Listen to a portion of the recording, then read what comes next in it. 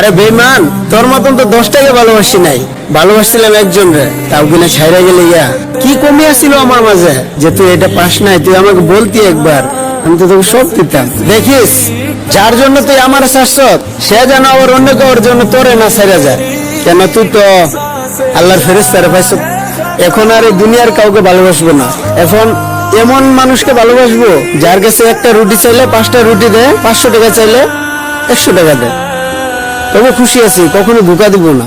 আরে তুই তো বেঈমান, তুই ভালো থাক। তুই যদি আমার কইতি, আমার এই জীবনটাও দিয়া দিতাম তোর লাগি। কি কমি ছিল আমার মাঝে, ওরা কখনো মাফ করবো না। তোর বিচার আমি একদিন চাই, ওই খুদার কাছে আমি একদিন তোর বিচার চাই। একটা কথা ভালো করে মনে রাখিস, মানুষ মানুষকে ছেড়ে দেয় কিন্তু খুদা কখনো ছাড়ে না। আর তোর বিচার অবশ্যই হইব সময়ের অপেক্ষা। আচ্ছা, আমার আপনাদের কাছে একটাই প্রশ্ন, মানুষে যে ভালোবাসে তারপরে ছাইরে যায় কেমনে? মায়া লাগে না? প্রথমে ভালোবাসা, তারপরে ছেড়ে যাওয়া খারাপ লাগে না এগুলা?